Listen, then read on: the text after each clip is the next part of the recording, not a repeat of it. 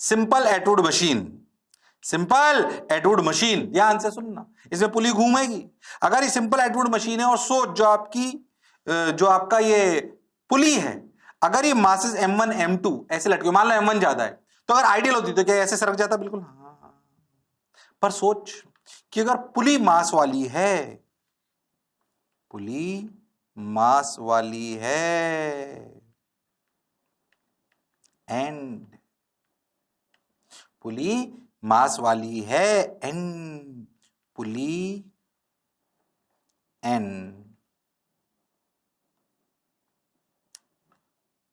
String के बीच में friction है।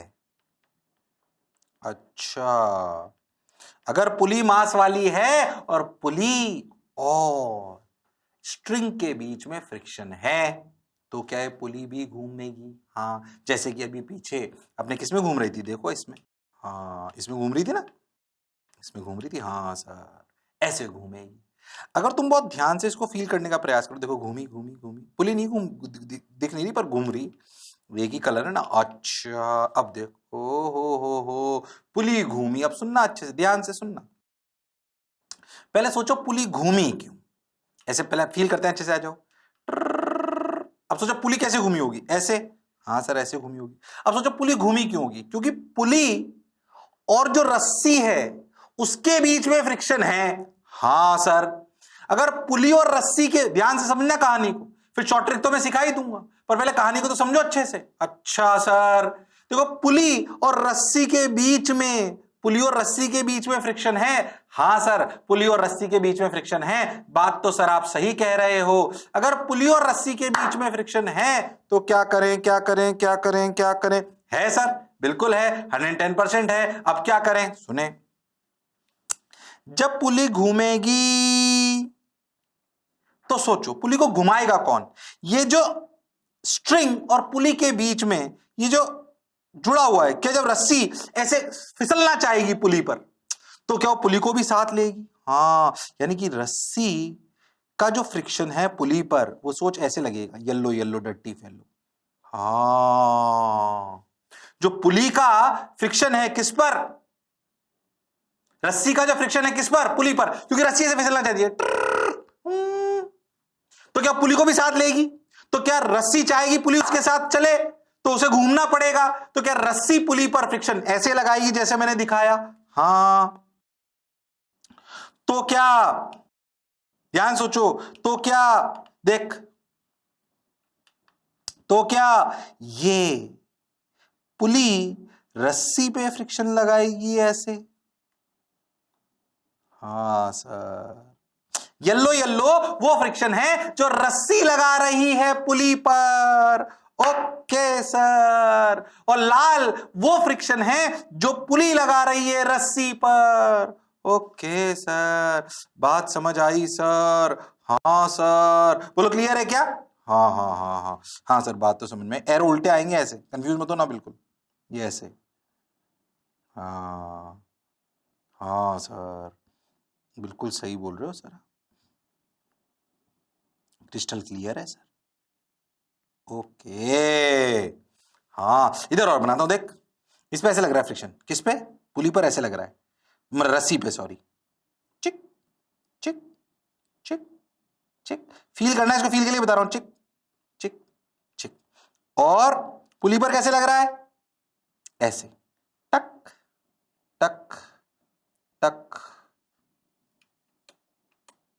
थोड़ा पास पास लगाते हैं ताकि फील आए। टक टक टक टक टक। हाँ, तभी तो पुली घूमी। तो पुली को घुमाने के में किसका रोल है? इस फ्रिक्शन का, जो हर पॉइंट पे लग रहा है ट्रर, और रस्सी पे कैसे? ऐसे पीछे। अच्छा, अगर तुम ये जो स्ट्रिंग है, इस स्ट्रिंग को ध्यान से देखो तो स्ट्रिंग को सीधा करो, इसको सीधा करो, ऐसे समझना। पहले समझो इस बात, क्या ये बात यहां तक क्लियर? अभी सीधा करके दिखाऊंगा, परेशान मत होना बिल्कुल। अच्छा ये समझना। अच्छा सर, अब सोचो मान लो कि आपकी पुली अल्फा से घूमी, अभी सीधा करके बताऊंगा क्या समझाना चाह रहा हूं। पहले समझो, अगर आपकी पुली अल्फा से घूमी और पुली और स्ट्रिंग के बीच में नो स्लिपिंग, किसके बीच में नो स्लिपिंग? पुली एंड रस्सी के बीच में अगर नो स्लिपिंग, कोई स्लिपिंग नहीं है, तो क्या ये पॉइंट जो ए है उसका एक्सेलरेशन अगर ए है, क्योंकि अगर आपका मास ए से नीचे आ रहा है तो ये ए से ऊपर जा रहा है, तो क्या ये पॉइंट भी रस्सी का ए से नीचे आ रहा है, तो पुली का ये बी वाला पॉइंट भी क्या ए से ही नीचे आना चाहिए। कंफ्यूज मत हो ना, ऐसे दो पॉइंट लिए हमने, एक पुली पर एक रस्सी पर। रस्सी का पॉइंट क्या ए से नीचे आ रहा है, तो क्या पुली का पॉइंट भी ए से नीचे आना चाहिए। पर पुली क्या एक फिक्स्ड अपनी रिजिड बॉडी है, अगर वो अल्फा से घूम रही है तो क्या ये एक्सेलरेशन आर अल्फा है। हाँ, ए टेंजेंशियल, हाँ सर, क्या A tangential acceleration alpha R है। क्या अगर स्लीपिंग नहीं हो रही है तो क्या ये अल्फा आर इक्वल टू ए होना चाहिए। हाँ सर, बिल्कुल होना चाहिए। फील करना, फिर शॉर्टरी सिखा दूंगा, ये पूरी बीच में अपने आप गायब हो जाएगी।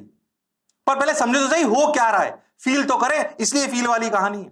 अच्छा, तो अल्फा आर इक्वल टू ए, पहले समझो अल्फा आर इक्वल टू ए क्यों आया, क्योंकि पुली और रस्सी के बीच में कोई स्लिपिंग नहीं हो रही। Alpha is the angular acceleration of the pulley, a is the acceleration of the रस्सी which is rotating on it. हाँ सर, और क्योंकि कोई स्लिपिंग नहीं है इसलिए आर अल्फा बराबर ए होना चाहिए। ये कहानी समझ आनी चाहिए। Okay sir, got your point sir, बात समझ आई सर। अच्छा, तो अल्फा आर इक्वल टू ए हो गया, ये बात समझ आ गई सर, सही सा लग रहा है सर, बिल्कुल। बोलो यहां तक क्लियर एकदम, बोलो कहानी यहां तक क्लियर, उतार लो इसको अच्छे से। हाँ सर, यहां तक कहानी समझ में आ गई। पुली को फ्रिक्शन घुमा रहा है, हाँ, और पुली भी रस्सी पे पीछे फ्रिक्शन लगा रही है, उसकी वजह से क्या हो रहा है अभी समझ आएगा तुमको। ओके, और क्योंकि पुली और रस्सी में कोई स्लिपिंग नहीं है इसलिए अल्फा आर इक्वल टू ए आ गया। ओके, यहां तक क्लियर एकदम, क्रिस्टल क्लियर सर, समझ आया सर। अरे पक्का, अरे हाँ ना बोलना पड़ेगा। हाँ सर, चलो भाई, अब देख condition for no slipping R alpha equal to a. लो भाई, फिर कहानी को लाते हैं। देखो, इस रस्सी को सीधा कर लो, ये जो ग्रीन हिस्सा बना है ना, इसको सीधा कर लो। क्या इसके इधर भी रस्सी है, क्या इसके इधर भी रस्सी है, देखो ध्यान से। हाँ, ये रस्सी, ऐसे मान लो कि इधर टेंशन T1, इधर टेंशन T2।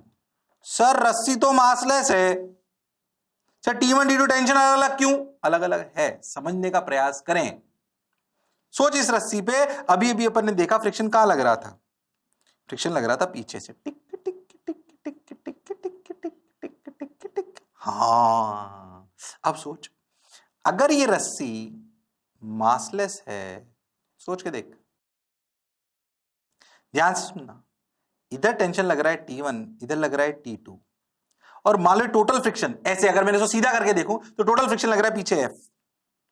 अगर ये मासलेस है, भले ये रस्सी ऐसे चल रही है ऐसे, अगर ये मासलेस है तो क्या राइट का फोर्स लेफ्ट के फोर्स के बराबर होना चाहिए। हाँ, मतलब क्या T1 बराबर T2 प्लस F होना चाहिए, यानी कि क्या T1 माइनस T2 बराबर F होना चाहिए। हाँ सर, बिल्कुल होना चाहिए, T1 माइनस T2 बराबर F होना। समझो इस बात को।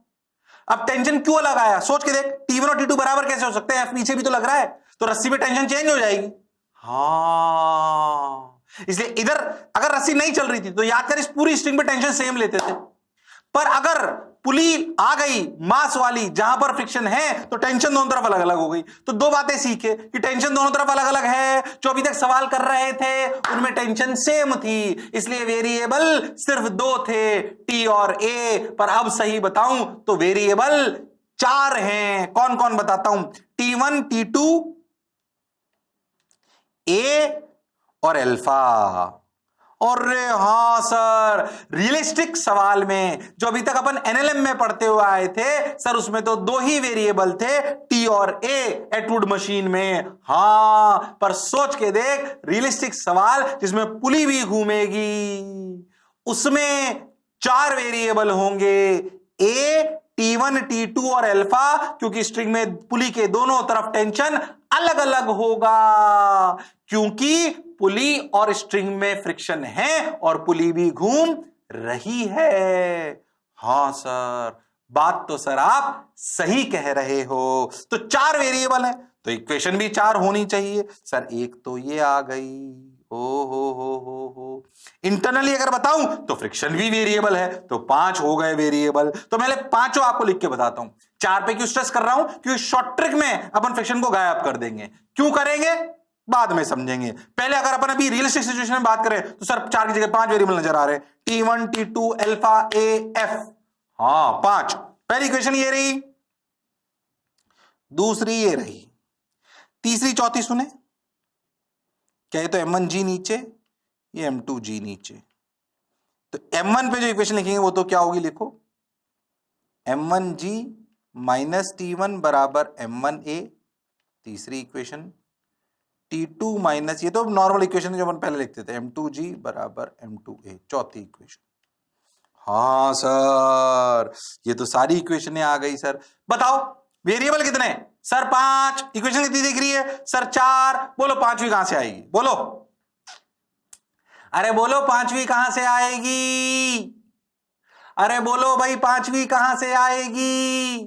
पांचवी आएगी टॉर्क ऑन डिस्क से। टॉर्क ऑन डिस्क, हाँ अब डिस्क को समझने का प्रयास करो।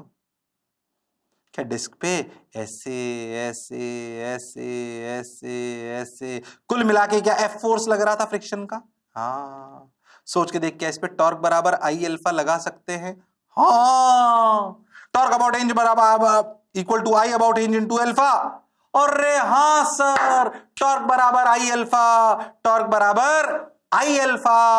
Torque torque torque torque torque torque किसका लग रहा है? F का ही तो लग रहा है। क्या F हर जगह R से परपेंडिकुलर है? हाँ तो तेरे को नहीं लगता कि टॉर्क ऑफ फ्रिक्शन हो गया FR equal to I alpha? अरे हाँ सर बात तो आपकी बिल्कुल समझ आई। तो पांचवी इक्वेशन आ गई।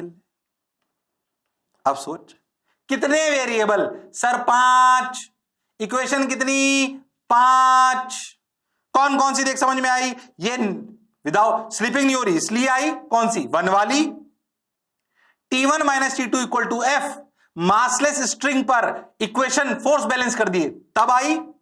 टॉर्क बराबर आई अल्फा से FR बराबर आई अल्फा आई। हाँ सर। और M1G माइनस T बराबर M1A और T2 माइनस M2G बराबर M2A, ये सिंपल NLM से आई। हाँ सर। अब इन सवालों को 4 इक्वेशन में ही कर लेते हैं। कैसे? मैं आपको बताता हूं, सुनना। इस FR को, इस F को, इस 2 में से F को यहां पे रख दो तो क्या लिखा? T1R minus T2R equal to I alpha. कैसे लिख सकते हैं? हाँ सर बिल्कुल लिख सकते हैं। T1R minus T2R equal to I alpha, ये इक्वेशन सर ऐसे भी लिख सकते हैं। अब तू खुद सोच, मैं इसको समझाऊंगा कैसे तेरे को। सुनना बच्चे को, ये कहानी फ्रिक्शन की भूल जाओ थोड़ी देर। अब तू ऐसे फील करे इसको। पुली को इधर देख, ऐसे T2, ऐसे T1, ऐसे R। ठीक, अगर स्लीपिंग नहीं हो रही है तो पहली equation R alpha equal to A हम जानते हैं। ब्लॉक्स की इक्वेशन अपने को समझ में आती है। ये T2, ये M2G, ये T1, ये M1G। अब डायग्राम को ऐसे समझो, फ्रिक्शन को थोड़ी देर के लिए दिमाग से निकाल दो तो सोचो पुली पर, पुली पे टॉर्क किसका लग रहा है? T1 और T2 का दिख रहा है। हाँ अब सोच T1 का टॉर्क इधर है, T1R अंदर, और T2 का टॉर्क इधर बाहर। तो सोच T1R अंदर, T2R बाहर, अल्फा भी अंदर, तो अंदर वाला टॉर्क माइनस बाहर वाला torque equal to I alpha. अरे क्या इस इक्वेशन को इस डायग्राम से भी सोचा जा सकता है? असलियत में फ्रिक्शन है बीच में, पर मैं कह रहा हूं आप इन 4 इक्वेशन से ही काम चला लो। कौन कौन सी? 1 2 1 3 4 5। चौथी को, दूसरी को भूल जाओ। क्यों? क्योंकि वो बीच में है, उसको स्किप भी कर दो तो वो पूछा नहीं जाता। फ्रिक्शन जनरली आपसे A अल्फा ही पूछा जाता है या T1 T2 पूछा जाता है। तो क्यों ना हम डायग्राम को ऐसे ही समझ ले। हाँ किताबों में डायरेक्ट ऐसे ही समझाते हैं कि देखो T1 का टॉर्क इधर लग रहा है, T2 का। बच्चों को फील नहीं आती T1 क्यों लगा, पता नहीं रस्सी पे लग रहा था T1, तो इसका टॉर्क अपने डिस्क पे कैसे आ गया, बच्चा कंफ्यूज रहता है। इसलिए मैंने पूरी कहानी सुनाई, पर आपको सोचना ऐसे है। अरे हाँ ना तो बोलो, अरे सोच लो, क्या इक्वेशन और कहानी समझ आई है? ये जो एटवुड मशीन जो इतनी आसान लगती थी एनएलएम में, वो वास्तविकता में इतनी आसान नहीं है। जब पुली घूमने लग जाए तो उसमें F बराबर ma, नो स्लिपिंग की कंडीशन, टॉर्क बराबर I अल्फा, बहुत सारी चीजें लग जाती है जिसके लिए दिमाग चाहिए, जो तुम्हारे पास है। ऐसे मत करा करो नहीं है, मैंने ऐसे करा, समझ नहीं है, मान लिया खुद ही ने नहीं है, मैंने बोले थे ना नहीं है। हाँ चलो आ जाओ। अरे हाँ ना तो बोलना पड़ेगा भाई, अरे सोच लो, अरे पक्का क्या कहानी समझ आई है? अरे बोलो भाई, कहानी समझ आई है कि नहीं आई है? हाँ सर समझ तो आई है सर, अच्छा भी लग रहा है सर, बढ़िया भी लग रहा है सर, आगे बढ़ जाऊं क्या? अरे आगे बढ़ जाऊं क्या? अरे आगे बढ़ जाऊं क्या? हाँ सर। अब सोच, अगर M1 M2 कोई मास वास दे देता, क्या तू सवाल कर सकता था? सोच ले, कर सकता था क्या? अरे हाँ ना तो बोलना पड़ेगा, बोलो भाई। मान लो मैं ऐसा सवाल देता है, ये कर लिया सबने? हाँ हो गया, सब समझ गए हम, हो गया T1 T2 are alpha equal to ये T1 minus T2 equal to F, ये हम समझ गए alpha. What drives the pulley? Friction drives the pulley, हमें कहानी समझ आती है। F R equal to I alpha, अभी अभी मैंने आपको सिखाया। तो असलियत में इन 4 इक्वेशन से अपना जनरल मेथड इन बुक्स, ये वाली कहानी, ये अपना T1, ये अपना T2 है ना, M1G ये T1 आएगा, T1। हाँ क्या ये इक्वेशन समझ में आती हैं? हाँ सर बिल्कुल समझ में आती है। तो R alpha equal to a M1G minus T1 equal to M1A, T2 minus M2G equal to a, और टॉर्क बराबर I अल्फा। टॉर्क क्या है? T1R माइनस T2R, डायरेक्ट ऐसे सीखे अब, T1R minus T2R equal to I alpha, क्योंकि alpha ऐसे है, ऐसे ही अपनी स्ट्रिंग घूमेगी। पर जब भी इक्वेशन लिखो मन में पीछे याद होना चाहिए, अरे असलियत में तो फ्रिक्शन का रूल था, पर हम उसे ले नहीं रहे हैं, कंसीडर नहीं कर रहे हैं। हमने एक शॉर्ट ट्रिक अपना ली है, किताबों में डायरेक्ट यही बता देते हैं, बच्चों को फील नहीं आती है, पर मैंने फील कराने का प्रयास किया है, पर करना ऐसे। क्या मेरी बात क्लियर है? अरे हाँ ना तो बोलो। हाँ सर।